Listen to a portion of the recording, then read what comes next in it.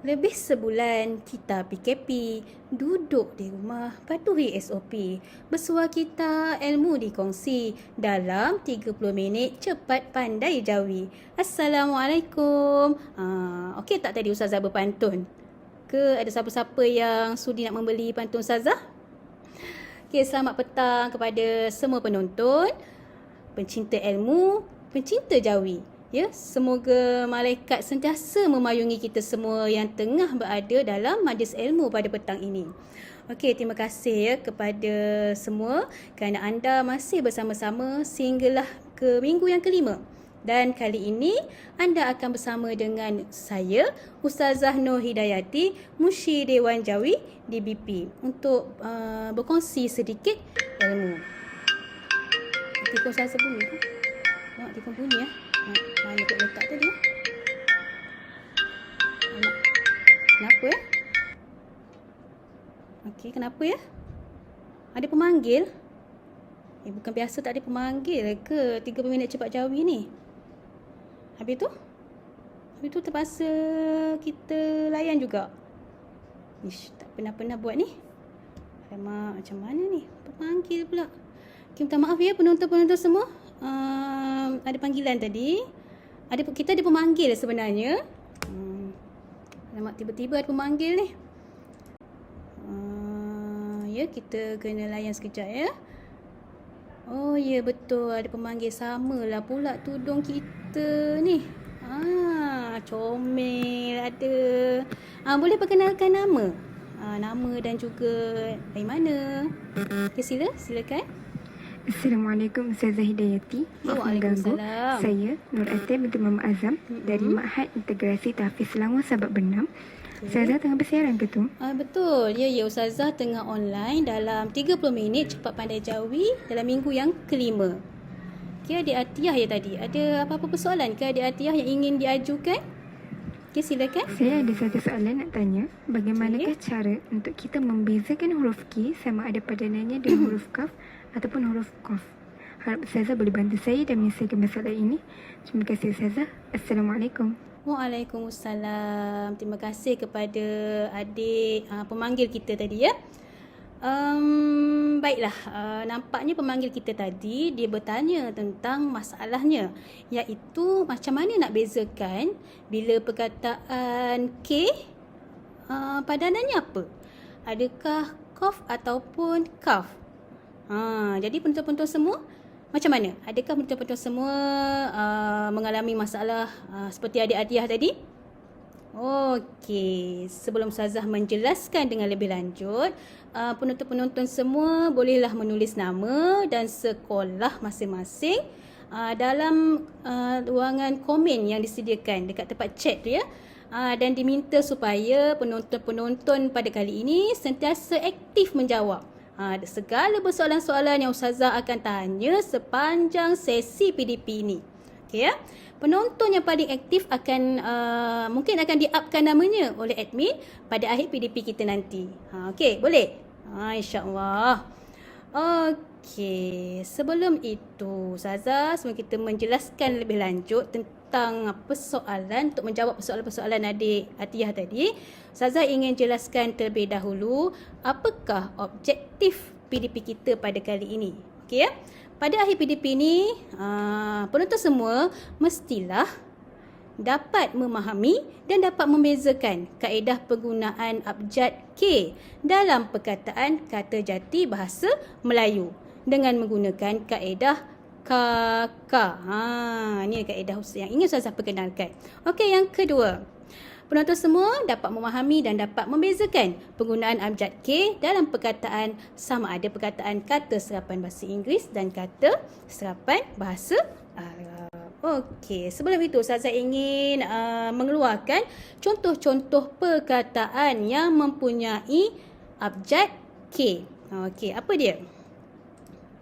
Okey, emak, cantik, songkok, ciku, cikgu, atuk, laksa dan akhir sekali banyak. Okay, sebenarnya banyak perkataan-perkataan lain yang mengandungi abjad K, tetapi ini adalah antara contoh yang ingin Ustazah kongsikan di sini. Okey. Okey, penonton-penonton semua, terutamanya adik-adik, kenal tak siapa watak kartun ni? Kalau kenal, adik-adik semua bolehlah tulis dekat tempat chat tu ya. IC kan, siapakah watak kartun ni? Mesti adik-adik semua tahu, peminat-peminat Wipin terutamanya tahu ini siapa? Betul. Jadi macam mana kita nak eja perkataan kakak?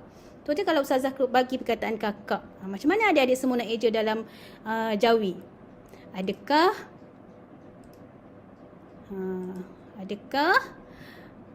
A, kakak? Adakah setiap K tu penonton-penonton semua nak padankan dengan kaf? Ataupun B, mula-mula tu kaf, lepas tu kat tengah pun kaf, akhir dia kaf. Adakah C? Nampak je K, semua adik-adik semua nak padankan dengan kaf. Ataupun D, kakak. Ya, tengah-tengah kita letak kaf, awal dengan hujung kita letak kaf. Begitu ke yang biasa adik-adik buat? Ataupun E, kakak, kaf alif, kaf qaf. Okey, penonton-penonton semua bolehlah memilih jawapan yang mana penonton-penonton biasa buat. A ke, B ke, C ke, D ke ataupun E. Boleh tulis dalam tempat chat. Okey, apa jawapannya? Siapakah yang betul? Okey, jawapannya adalah E. Okey, tahniah kepada yang berjaya menjawab dengan betul. Kaf alif, kaf qaf. Okey, Ustazah kongsikan pula contoh yang kedua. Okey, macam mana kita nak eja pekak? Pekak itu pekak. Nampak tak gambar tu? Panggil, tak dengar. Ya, itu pekak. Adakah dalam Jawi pekak dieja seperti A, contoh A, pa, kof, kof. Ataupun B, pa, kaf, kof. Maksudnya K tu mula-mula kita kaf, lepas tu jadi kof. Ataupun C, setiap K tu dipadankan dengan kaf. Adakah penonton semua memilih D, pa, kof, kaf? Apakah padanan yang biasa adik-adik semua buat? Boleh pilih. Boleh tulis kat tempat chat. Okey, jawapannya adalah B, pa, kaf, kof. Okey, jadi macam mana ya? Jadi persoalannya dekat sini. Macam mana? Ya, kejap K tu jadi kaf, kejap K tu jadi kof. Macam mana kita nak memadankan abjad K tu? Sama ada kof ke kaf? Siapa tahu? Ada yang tahu tak kat sini? Okeylah, untuk membantu penonton-penonton semua membuat padanan yang betul bagi abjad K, Ustazah ingin memperkenalkan satu kaedah. Iaitu apa? Kaedah kakak. Macam nama artis kan? Kaedah kakak ni. Okey, Ustazah nak tanyalah. Penonton-penonton nak tahu tak apakah yang dimaksudkan dengan kaedah kakak? Adakah betul macam artis yang Ustazah sebut tadi? Ya ke? Okey, sebelum Ustazah menjelaskan dengan lebih lanjut, nak tak kita dengar satu lagu dulu? Nak tak? Okey, jom. Terucap 1000 kata, terukupaslah rahsia. Sekian lama berpisah, akhirnya bertemu, mengenang dosa, mengenang rindu. Dan ternyatalah cintaku yang satu, kau kekasih awal dan akhir, kau kekasih batin dan zahir. Setelah ku sadari cintamu yang abadi. Okey, penonton-penonton pernah dengar tak lagu tadi? Apa tajuk lagu yang Ustazah mainkan sebentar tadi? Tahu tak? Kalau tahu boleh jawab dalam tempat chat. Okey, betul. Tajuk lagu tadi yang Ustazah mainkan tadi adalah lagu Kekasih Awal dan Akhir yang mana penyanyinya dinyanyikan oleh Jamal Abdillah. Okey, itulah maksud singkatan kaedah KK yang Ustazah nak kongsikan di sini, iaitu KK, Kekasih Awal dan juga Kekasih Akhir. Ya. Dah terjawab dah persoalan. Kekasih awal K dan kekasih akhir. Kaedah KK. Okey, apa tujuan? Kenapa Ustazah mencipta kaedah ini? Apa tujuan kaedah KK ni? Okey, kaedah KK ni sebenarnya adalah untuk ada untuk mengenal pasti kedudukan K sama ada berada pada awal suku kata ataupun akhir suku kata. Iaitu tujuan kaedah KK. Okey, nak tahu tak apa yang dimaksudkan K yang berada pada awal suku kata ataupun K yang berada pada akhir suku kata? Kalau adik-adik semua nak tahu dengan lebih lanjut, jangan ke mana-mana. Stay tune di depan Ustazah sehingga habis kelas ya.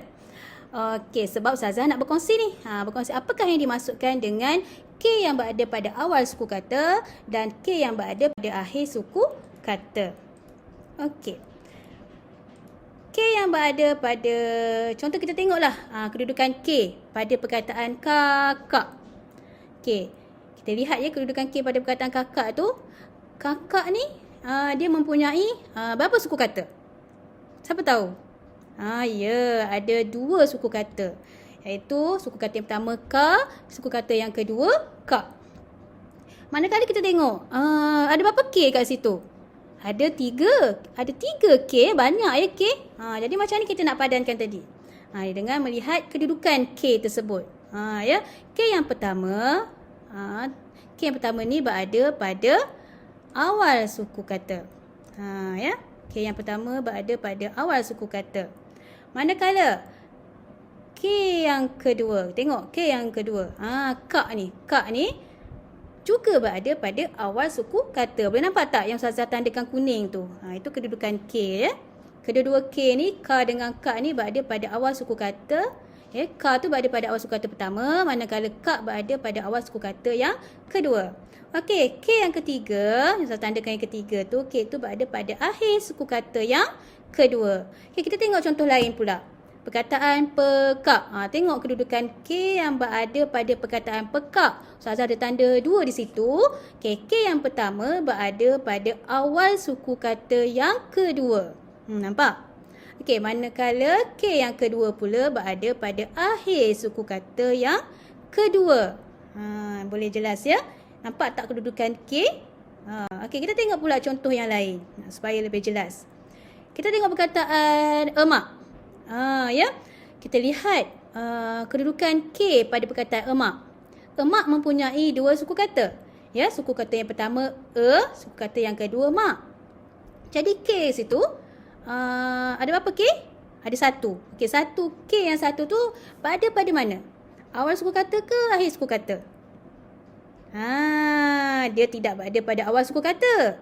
Ya, K tu bukan berada pada awal suku kata sebab K pada perkataan mak berada pada akhir suku kata yang kedua. Ya, pada akhir suku kata yang kedua. Dah tahu dah macam mana nak mengenal pasti kedudukan K. K. Tengok pula contoh lain, perkataan cantik. Perkataan cantik ada 2 suku kata. Okey, penonton semua tengok. Ada berapa K di situ? K ada 1 dan 1 K tu berada di mana? Adakah dia berada pada awal suku kata ataupun berada pada akhir suku kata? Ya, dia bukan berada pada awal suku kata. Malah dia berada, K tu berada pada akhir suku kata yang kedua. Okey, kita lihat contoh lain. Perkataan songkok. Okey, songkok ada 2 suku kata. Dan K di situ ada 2. K tu berada pada kedudukan mana? Sama ada awal suku kata ke ataupun akhir suku kata? Ya. K yang pertama berada pada awal suku kata yang kedua. Dia jadi kekasih awal. Kekasih tu K. K awal. Kekasih awal. Dia berada pada awal suku kata. Manakala K yang kedua berada pada akhir suku kata. Dia jadi kekasih akhir. K yang berada pada akhir suku kata. Okey, lihat contoh lain. Ciku. Macam mana ya ciku ni? Ciku ada 2 suku kata. Okey. Dan K ada satu je kita tengok kat situ. Dan K tersebut berada pada awal suku kata. Dia jadi kekasih awal. Okey ya. Dan bukan berada pada akhir suku kata. Nampak macam berada di akhir kan? Tapi K tersebut berada pada awal suku kata yang pertama. Yang kedua, minta maaf ya. Okey. Ustazah ingin bila kita dah tahu dah kedudukan K tadi. Ya, Ustazah kita kena cari padanan dia. Okey. Kekasih awal. K yang berada pada awal suku kata. K yang berada pada awal suku kata. Apakah padanannya? Tahu tak adik-adik? Padanannya tidak lain dan tidak bukan adalah kaf ya. Bila K tu berada pada awal suku kata, maka padanannya adalah kaf. Adik-adik jangan pening dah. Bila K tu kita nampak dia berada pada awal suku kata, padanannya kaf. Tetapi, ada special ya. Tetapi, jika K tu berada pada akhir suku kata. Itu pentingnya. Itu pentingnya kita kena tahu kedudukan K tadi tu. Sebab, bila K tersebut berada pada akhir suku kata, apa yang berlaku? Kita kena melihat asal bahasa perkataan tersebut. Ya, sama ada perkataan itu berasal daripada kata Melayu jati ataupun kata serapan bahasa Arab ataupun kata serapan English. Ya, sebab kata asal bahasa perkataan ni akan menentukan apakah padanan K tersebut. Sama ada qaf ataupun kaf. Okay, untuk memudahkan lagi, Ustazah sediakan jadual bagi memudahkan kefahaman penonton semua. Okay, seperti mana Ustazah dah jelaskan tadi, kalau K itu berada pada awal suku kata. Kalau K itu maksudnya kalau K itu pada kekasih awal. K itu berada pada awal suku kata. Maka padanannya adalah kaf. Ya? Tidak lain dan tidak bukan, padanannya adalah kaf. Tetapi isunya sekarang ni, jika K itu berada pada akhir suku kata. Kita nak kena buat apa? Kita kena lihat kepada asal bahasa perkataan tersebut. Ya, jika perkataan tersebut berasal daripada kata jati bahasa Melayu ataupun BM, maka padanannya adalah qaf. Okey. Dan jika daripada kata serapan English, maka padanannya adalah kaf. Nampak tak beza di situ? Kalau kekasih awal, penonton semua tak perlu pening lah. Kalau kita berada pada awal suku kata. Kita padankan dia menjadi kaf. Tetapi jika K tu berada pada kekasih akhir, penonton semua kena tabayun sikit. Penonton semua kena cek asal bahasa perkataan. Kalaulah dia berasal daripada kata jati bahasa Melayu, qaf. Kalau dia berasal pada English, padanannya adalah kaf. Boleh ya? Kita tengok contoh kata jati bahasa Melayu. Okey, contoh-contoh dia. Okey. Contohnya perkataan ciku. Kita tengok perkataan K yang berasal daripada perkataan bahasa Melayu. Contohnya ciku. Kita lihat contoh lain, cikgu. Macam mana nak padankan K pada perkataan ciku tu? Tengok K, kedudukan K. First tengok kedudukan K. K tu berada pada akhir suku kata ke awal suku kata?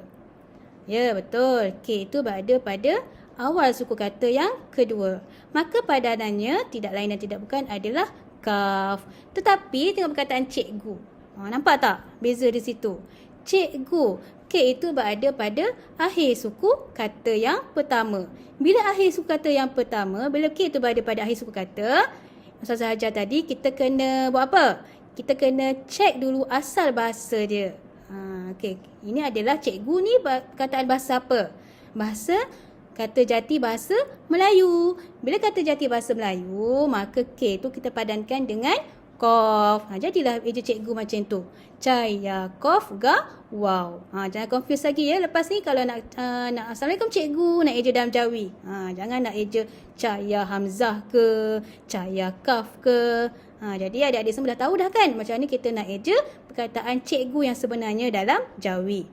Okey. Tengok pula contoh-contoh kata serapan bahasa Inggeris pula. Macam mana? Contohnya perkataan cake dan juga perkataan klinik. Okey, macam ni kita nak tukarkan K yang Ustazah tanda tu, K kepada jawi. Jawinya apa? Kaf ke qaf?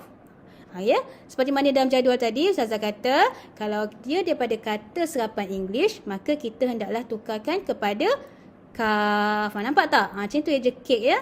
Yang Ustazah putihkan tu, kaf yang Ustazah putihkan tu, untuk K yang berada pada awal suku kata. Awal suku kata ni penonton semua tak payah pening-pening. Ya, kita akan padankan dia kepada kaf. Tetapi kalau di akhir suku kata, kalau pada akhir suku kata, padanannya kalau untuk English padanannya adalah kaf. Nampak? Okey, klinik pula. Klinik. Okay, nampak tak di situ? Mula-mula dia kaf dan akhir dia K yang berada pada akhir suku kata, padanannya adalah kaf juga. Okey, boleh jelas ya? Okey, tapi penonton semua saya nak ingatkan, ada pengecualian untuk perkataan yang berasal daripada bahasa Arab. Yang mana perkataan ini hendaklah dikekalkan, ya, mengikut ejaan asal ataupun sumber. Kita tak boleh nak ubah. Contohnya apa? Takbir. Ni confirm ada yang semua tahu. Takbir. Takbir ni memanglah bahasa Arab. Dan kenapa dia jadi kaf? Bukankah kaf tadi English? Tengok pula perkataan yang ketiga kuat. Kenapa jadi kaf pula? Kan Ustazah kata tadi kalau K berada pada awal suku kata jadi kaf. Nampak tak? Ini menunjukkan perkataan kata serapan Arab ni, BA ni, tidak terikat dengan kaedah yang Ustazah jelaskan tadi. Sebab perkataan yang berasal daripada bahasa ini hendaklah dikekalkan mengikut ejaan asal dia. Nak tak nak, penonton-penonton semua, kalau nak eja, kenalah cek kamus. Kena buka kamus tu, cek perkataan asal dia macam mana. Boleh? Okey, sekarang ni masa yang tunggu-tunggu. Ustazah nak buat sedikit latihan. Jom kita uji minda. Tapi jangan bimbang. Latihan ini Ustazah akan tekankan hanya perkataan-perkataan yang berasal daripada kata Melayu jati. Okey, jom mula. Macam mana kita nak eja budak? Budak ni kata bahasa Melayu kan? Okey, macam mana eja budak? Okey, step yang pertama, kita guna kaedah kakak tadi. Kakak kita lihat kedudukan K. K sama ada berada pada awal suku kata ataupun akhir suku kata. Budak ni ada dua suku kata kan? Budak. Nampak tak kat situ? K yang Ustazah tandakan kuning di situ. K itu berada pada mana? Berada pada akhir suku kata. Bila berada pada akhir suku kata, okey, maka padanannya adalah Qaf. Okey, macam mana eja? Budak, bawau, dal, qa. Okey, betul.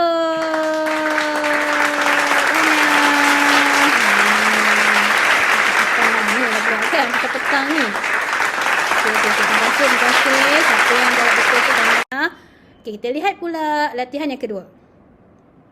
Ustazah nak adik-adik semua bila Ustazah tanya, cuba jawab dalam tempat chat tu ya. Kita nak eja perkataan masuk. Macam mana nak eja perkataan masuk? Okey, yang first Ustazah ajar, kita guna kaedah kakak tadi, iaitu dengan melihat kedudukan K. Sama ada K itu berada pada awal ke akhir. Nampak tak? K itu berada pada mana? Pada akhir suku kata yang kedua. Okey, betul. Jadi bila akhir suku kata yang kedua, kita nak padankan kepada apa? Kaf ke qaf? Betul. Kita tukarkan dia kepada qaf. Bukan tukarlah, kita padankan dia kepada qaf. Sebab apa? Sebab dia bahasa daripada kata Melayu jati. Okey, jadi cuba adik-adik eja. Macam mana eja masuk? Okey, boleh tak? Ya. Siapa yang sama dengan jawapan Ustazah? Okey. Alhamdulillah. Alhamdulillah. Kita cuba pula latihan yang ketiga. Kuku. Cepat tulis. Macam mana nak eja kuku? Okey, kita lihat. Pertama kita lihat K, kedudukan K pada kuku. Ada 2 K. Dan kedua-dua K ini, kalau adik perhatikan betul-betul, dua-dua K ini berada pada awal suku kata. Jadi bila awal suku kata ni, adik-adik nak tukar padankan dia kepada apa? Sila jawikan. Ya, kita padankan dia kepada kaf. Jadi jawapannya adalah yes, betul. Kita tanya, nak tak cuba lagi? Okay, kita cuba lagi. Satu ya. Perkataan ketat. Saya suka perkataan ni. Sayang awak semua ketat-ketat. Cia-cia sangat kan? Okay, petang-petang ni nak bercia-cia pula Ustazah. Okay. Jadi, macam mana nak eja ketat? Tahu tak? Okay, first kita kena check kedudukan K. K tu berada pada mana? Ya, K tersebut berada pada awal suku kata. Jadi bila awal suku kata ni sebenarnya penonton semua tak payah pening-pening lah. Tak payah pening-pening. Bila berada pada awal suku kata, apa padanannya? Padanannya adalah kaf. Okey. Jadi macam mana nak eja? Boleh tulis kat tempat chat tu. Cepat tulis. Sebelum kawan-kawan lain pula ni lebih aktif daripada penonton-penonton semua. Lumba-lumba. Okey, ketat. Kaf tata. Betul. Siapa yang betul? Ada yang betul tak? Okey. Tanya. Okey, alhamdulillah. Maknanya saya tengok adik-adik lebih memahami ya. Macam mana adik-adik semua nak memadankan K. Memadankan K dalam tulisan Jawi bila perkataan tersebut berasal daripada kata Melayu jati. Okey, nak main lagi tak? Nak tak lagi bermain dengan Ustazah? Okey, jom main. Jom main apa agaknya ya? Kita main permainan lembut lidah. Pernah main tak permainan lembut lidah? Yang cakap laju-laju tu? Okey. Ini perkataan dia. Cuba adik-adik baca. Penonton semua baca. Alamak, tak dengar pula Ustazah ya. Okey, saya cuba baca ya. Nenek kata ada katak dalam kotak. Adik ketuk guna kapak lalu mati penyek dekat bilik. Macam tu cukup laju kan? Lidah ni kita kena laju. Nenek kata ada katak dalam kotak. Adik ketuk guna kapak lalu mati penyek dekat bilik. Aduh, penat pula Ustazah petang-petang ni. Haus lah pula. Jadi sebenarnya tujuan Ustazah bukan nak main-main macam tu. Ustazah nak adik-adik semua kalau ada kertas, pensel, boleh tulis kat pensel, boleh tulis kat kertas, tukarkan, padankan perkataan-perkataan yang Ustazah kongsikan ni kepada tulisan Jawi. Macam mana eja nenek? Ustazah nak, yang penting Ustazah nak tengok K tu. K tu adik-adik nak tukarkan dia kepada kaf ke kof. Tulis. Bolehlah juga tulis kat tempat chat tu. Siapa yang memang tak sediakan kertas tu, mas mana dah tahu dia dekat pasar. Memang dia pergi pasar dah. Tahu dia dekat luar rumah ke kan. Nak jawab dekat telefon. Tak pernah tulis je lah kat situ. Macam mana eja nenek kata. Tulis. Okey, jom kita semak pula. Kita semak. Betul tak jawapan-jawapan yang penonton-penonton semua tulis tu? Okey, kita mula dengan perkataan nenek. Nun ya, kof. Nenek ni adalah daripada kata jati Melayu dan dia K tu pada akhir. Jadi kita tukarkan dia kepada kof. Kata, guna kaf. Sebab apa guna kaf? Sebab K tu berada pada awal suku kata. Boleh? Ada, tak payahlah. Kata. Betul tak adik buat? Kata. Macam tu eja dia. Mula-mula tu, K mula-mula tu kaf. K yang berada pada akhir tu, akhir suku kata, kof. Boleh? Senang kan? Dalam kotak adik ketuk guna kapak. Lalu mati dah penyek. Mati penyek dah dekat bilik. Sasa pula Ustazah. Tak ingat lah ya. Dah tua dah ni. Tak ingat dah. Okey, boleh? Betul tak semua? Betul tak apa yang penonton-penonton dah padankan tadi? Tanya.